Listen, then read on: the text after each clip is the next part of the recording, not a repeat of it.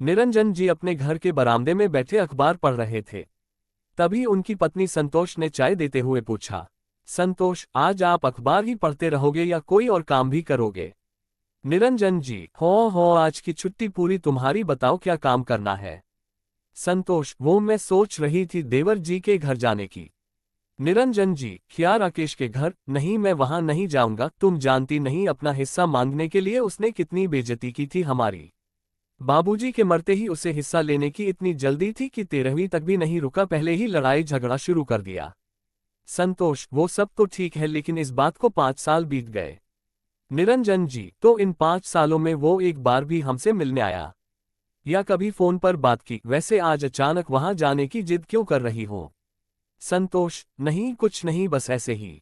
निरंजन जी, मैं तुम्हें जानता है, तुम कोई काम ऐसे ही नहीं करती, सच सच बताओ क्या बात है?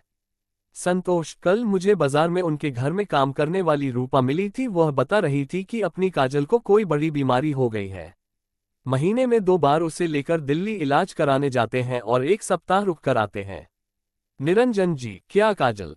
क्या हुआ उससे? संतोष, रूपा को कुछ ज्यादा नहीं पता था। वो तो कह रही थी सारा पैसा बेटी की बीमारी में लग गया। अब तो मकान बेचने की तैयारी हो रही है।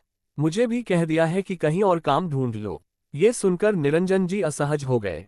निरंजन जी, इतना नालायक है, कुछ बता नहीं सकता। चलो अच्छे में न सही, बुरे समय में तो खबर दे सकता है, पर उसकी तो नाक कट जाएगी मदद मांगने में। संतोष, सुनो जी, मैं तो कहती हूँ छोड़ दो पुरानी बातें, चलो एक बार मिलाते हैं। निरंजन जी, ठीक है, तुम तैयार हो? मैं गाड़ी निकालता हूँ। हम दोनों राकेश के घर पहुंच जाते हैं। संतोष आगे बढ़कर घंटी बजाती है। निरंजन जी कुछ पीछे खड़े थे। मधु गेट खोलती है। संतोष और निरंजन जी को सामने देखकर सकपका जाती है। उसकी आंखें झलक आती हैं। एकटक देखने के बाद मधु, दीदी आप कहकर गले लग जाती है और रोने लगती है। संतोष, अरे रो क्यों रही है, देख तेरे भैया भी आए हैं। मधु अपने को संभालते हुए निरंजन जी के पैर छूती है। दोनों को अंदर लेकर आती है। अंदर आते ही दोनों दंग रह जाते हैं। घर का आधे से ज्यादा सामान गायब था। ड्राइंग रूम में जहां शानदार सोफा पड़ा होता था, वहां 2 प्लास्टिक की कुर्सियां पड़ी थीं। दोनों बैठ जाते। निरंजन जी, राकेश कहाँ है? मधु जी, वो काम पर गए हैं। मैं अभी फोन करती हूँ, हम आ जाएंगे। मधु जल्दी से दोनों के लिए पानी लाती है। किचन में जाकर चाय चढ़ा देती है। संतोष उसके पीछे पीछे किचन में पहुंच जाती है। किचन का हाल देखकर उसे बहुत बुरा लगता है। बड़ा सा फ्रिज, माइक्रोवेव सब गायब था। संतोष, काजल कहाँ है? क्या हुआ उसे? मैंने सुना है उसकी तबीयत ठीक नहीं है। अब मधु के सब्र का बांध टूट गया। वह फूट फूट कर रोने लगी। मधु, दीदी काजल को कैंसर हो गया है। न जाने हमारे कौन से कर्मों की सजा हमें मिल रही है। दिल्ली से इलाज चल रहा है। सारी जमा पूंजी लगा चुके हैं। घर का सामान भी बेचकर उसका इलाज करा रहे हैं। अब सोच रहे हैं इस मकान को बेचकर दिल्ली में कहीं किराए पर चले जाएं। संतोष की आंखों से भी आंसू बह निकले। संतोष, इतना सब कुछ हो गया, हमें बता नहीं सकती थी। इतना पराया कर दिया तुम लोगों ने हमें। मधु, नहीं दीदी, मैंने तो कई बार इनसे कहा, लेकिन ये बोले क्या मुंह लेकर जाऊं भैया के पास, पहले ही उनकी इतनी बेइज्जती कर चुका हूं। संतोष, हम घर वाले हैं, कोई रिश्तेदार नहीं, अच्छे में न सही बुरे वक्त में तो इकट्ठे हो सकते हैं। चिंता मत कर, सब ठीक हो जाएगा। मधु आंसू पोंछकर चाय बनाने लगी। तभी गेट की घंटी बजी।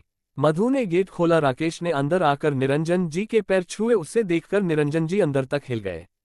राकेश, जिसके चेहरे से हमेशा तेज टपकता था, रौबदार भरा हुआ चेहरा, शानदार कपड़े पहने बुलेट पर घूमने वाला उनका भाई, आज उसे पहचानना मुश्किल हो रहा है। पीला पड़ा चेहरा, गाल अंदर धंसे हुए, बालों में सफेदी छलकने लगी थी। निरंजन जी, ये क्या हाल बना रखा है? इतना कुछ हो गया, मुझे बता नहीं सकता था। राकेश बिना कुछ बोले अपराधी की तरह सिर झुकाए खड़ा था। उसकी आंखें नम थीं। संतोष, देवर जी, आपने तो हमें पराया कर दिया। ऐसी भी क्या नाराजगी? राकेश ने भाभी के पैर छुए और बोला। राकेश, नहीं भाभी, ऐसी बात नहीं है। हिम्मत नहीं पड़ रही थी आप लोगों के सामने जाने की। जो मैंने आपके साथ किया, शायद उसी की सजा मिल रही है। निरंजन जी, नालायक हमेशा उल्टी बातें ही करता है। बचपन में तो हर बात अपने भाई से शेयर करता था, आज क्या हो गया? राकेश फूट फूट कर रोने लगा और निरंजन जी के गले लग गया। निरंजन जी की भी आंखें नम हो गईं। संतोष और मधु भी रोने लगी। निरंजन जी, चल कोई बात नहीं, ये बता काजल कहाँ है? मधु, भैया अंदर के कमरे में दवा खाकर सो रही है। मैं अभी जगाती हूँ उसे। संतोष, नहीं, आराम करने दे उसे। वैसे डॉक्टर क्या कहते हैं? राकेश, पता नहीं भाभी, लंबा इलाज चलेगा। निरंजन जी, चिंता मत कर, मैं देखता हूँ। तू उसकी सारी रिपोर्ट की कॉपी मुझे दे। संतोष, ये मकान बेचकर दिल्ली जाने की सोच रहे हैं। निरंजन जी, नहीं, मकान नहीं बिकेगा, मैं सब संभाल लूंगा, तेरा दिल्ली में रहने का इंतजाम भी हो जाएगा। राकेश, भैया मुझे माफ कर दीजिए, मैंने आपके साथ बहुत गलत किया। निरंजन जी, वो तो तू हमेशा करता है, बचपन में भी शरारत तू करता था और मार मुझे पड़ती थी। ये कहकर निरंजन जी हंसने लगे। निरंजन जी, अब भी मैं तुझे बचा लूंगा। तभी मधु चाय ले आए। सबने मिलकर चाय पी। मधु, भाभी काजल उठ गई है। चारों काजल के कमरे में पहुंच जाते हैं। सामने पलंग पर कमजोर सी लड़की, आंखों में गड्ढे, मुरझाया चेहरा, एकटक सबको देख रही थी। संतोष अपनी बड़ी मम्मी को भूल गई। बेटा, काजल को संतोष ने गले लगा लिया। निरंजन जी, मेरा शेर बच्चा कैसे बकरी बन गया? ताया जी के साथ रहता तो कभी बकरी नहीं बनता। तेरा बाप तुझे खाने को नहीं देता क्या? काजल, आप मुझसे मिलने नहीं आए, आपकी चॉकलेट नहीं मिली इसलिए कमजोर हो गई। निरंजन जी, तू ठीक हो जा, फिर तुझे हम अपने घर ले जाएंगे। सबसे मिलकर दोनों घर की ओर चल दिए। घर पहुंचकर निरंजन जी गहरी चिंता में डूब गए। निरंजन जी काजल की रिपोर्ट लेकर अपने डॉक्टर से बात करते हैं। वह उन्हें एक स्पेशलिस्ट से मिलवाता है। एक सप्ताह बाद वे दोनों राकेश के घर पहुंच जाते हैं। निरंजन जी, सुन, मैंने सारा इंतजाम कर दिया है। काजल का इलाज दिल्ली के सबसे बड़े अस्पताल में होगा।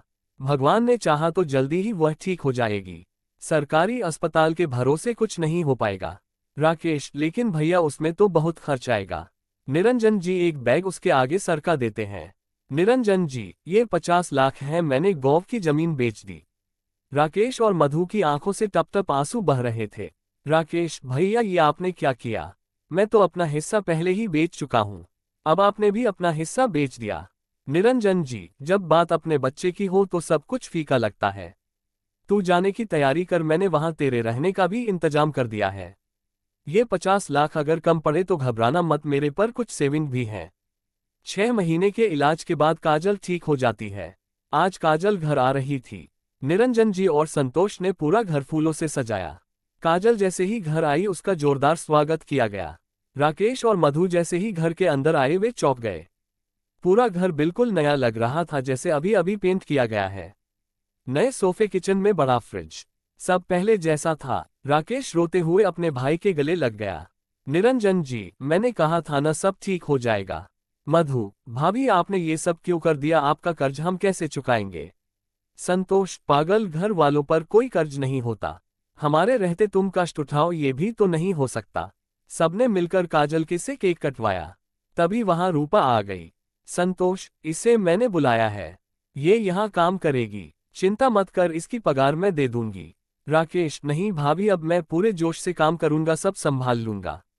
निरंजन जी और संतोष उनसे विदा लेकर घर की ओर चल दिए। अपना सब कुछ लुटाकर अपना परिवार पा लेने पर खुद को गर्वान्वित महसूस कर रहे थे।